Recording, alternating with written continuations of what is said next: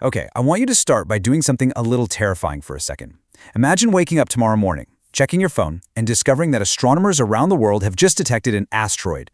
But this isn't a drill, no simulations. There is a real, calculated possibility of a direct collision with Earth. Suddenly, the hypothetical becomes incredibly real.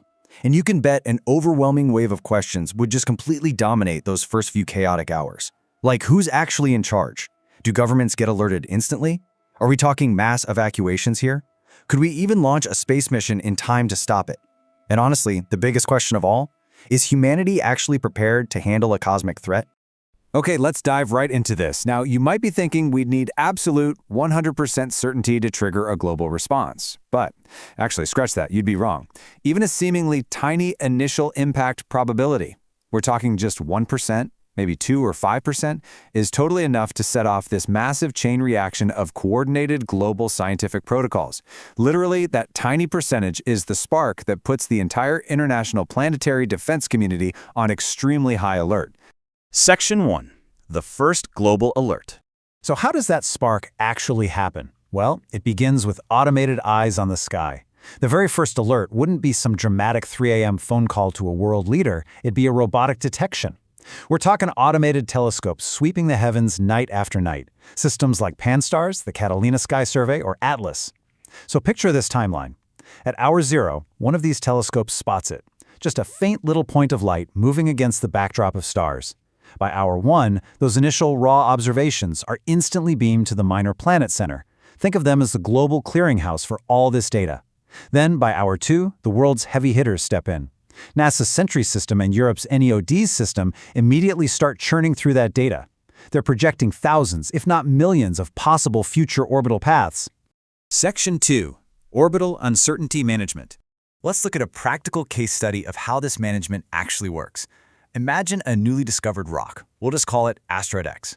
Now, in the first few hours, the observation data is super sparse. We don't know its exact path, we just have this massive fuzzy cloud of mathematical possibilities. And this right here is the heartbeat of planetary defense.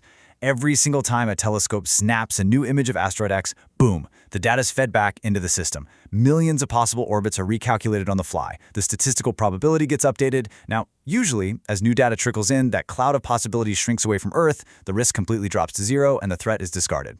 Cool, right? But if Asteroid X's probability of impact stays exactly the same, or worse, if it rises, well, that is when the scientific world suddenly shifts gears from simple observation to serious escalation.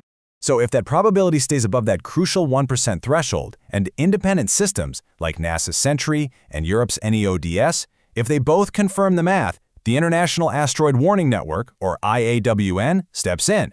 They issue an official international communication, and this alert goes straight to the highest levels imaginable, the United Nations and SMPAG, which stands for the Space Missions Planning Advisory Group. These are the actual folks responsible for figuring out our physical, real-world response out in space. Moving on to Section 3. Palermo versus Torino scale.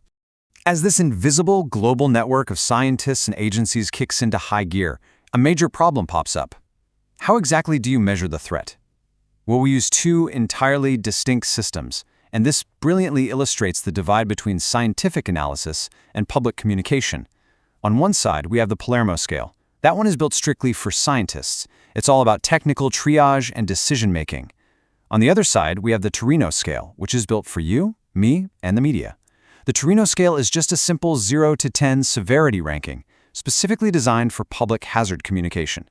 Basically, it's there to prevent mass panic. Now, you really need to understand that the Palermo scale is the true tool here for orbital uncertainty management and decision-making. Look, space is completely full of harmless dust and tiny rocks that hit Earth all the time. Scientists call that the background risk. What the Palermo scale does is use a mathematical formula to compare our newly discovered asteroid against that normal background noise over the years leading up to the potential impact. Let me give you a practical example of how they use it. Say an object has a Palermo value of -2. That means it's only 1% as likely to hit us as random everyday space debris, so we totally ignore it. But a positive value, like say +2, that means the object is 100 times more likely to hit us than the normal background risk. That positive number is the trigger. It literally tells astronomers all over the world to drop whatever they are doing and point their multi-million-dollar telescopes at this rock right now. And that brings us to the stark, frankly wild contrast between scientific reality and public reality. Behind closed doors, managing the statistical probability with the Palermo scale is this very calm, math-driven environment. It's just constant recalculation. Most asteroid threats quietly sit at a Torino level of 0 and eventually just get discarded. But the public reality? Oh, it would be absolute chaos. Long before the asteroid even gets close to Earth, we'd be facing a total avalanche of misinformation, fake videos, wrong dates, you name it, just non-stop conspiracy theories online. This is exactly why the Torino scale exists. It's meant to cut through all that social media panic with one simple number that basically says, hey, it's just a level 1, keep calm, or okay, it's a level 8, we actually need to prepare. Section 4. The challenge of response. All right, let's imagine the worst-case scenario here. The telescope data keeps pouring in, the mathematical calculations narrow down, the Palermo scale spikes, the Torino scale climbs, and the impact is definitively confirmed. We are going to be hit. In that moment, the entire global priority immediately shifts from simply observing the rock to responding to it. Now, if we're incredibly lucky and have years of warning, humanity might attempt a deflection mission. And we actually proved that this was possible back in 2022 with NASA's totally incredible DART mission. They successfully altered the orbit of the asteroid Dimorphos. It was a real game changer. But doing that to a real, unknown, incoming threat, that requires highly precise data. We can't just throw a rocket at it blindly and hope for the best. We need to know its exact size, how fast it's spinning, what it's actually made of. Like, is it a solid chunk of metal or just a loose pile of rubble flying in formation? And of course, we absolutely need its highly specific orbital path. So, the really crucial point here is this. If we don't have that specific data, or if we only have, say, a few months of warning, or, heaven forbid, if a deflection mission launches and actually fails, our options basically evaporate. The absolute priority shifts entirely from the vacuum of space right down to the surface of Earth. We are talking about the massive, completely unprecedented evacuation of cities, states, or, depending on the size of the rock, entire countries. It's a pretty sobering thought. Section 5. Are we really prepared? Which kind of leaves us staring down a rather uncomfortable question. Are we actually ready for this? Look, the technological hurdles are obviously massive, but the good news is we do have an arsenal. Unlike the dinosaurs, we've got tools. We have global observation networks, robotic telescopes that literally never sleep, planetary radar systems that can map objects millions of miles away, dedicated space missions, and those established UN protocols we talked about earlier. We are vastly more prepared today than we were even, say, 20 years ago. But there's always a but, right? Thousands of smaller, yet still incredibly destructive objects remain completely undetected out there in the dark, and they are absolutely capable of striking with almost zero warning. But, okay, let's say we do find one and we actually have time to act. I want to leave you with this final, immense geopolitical puzzle to chew on.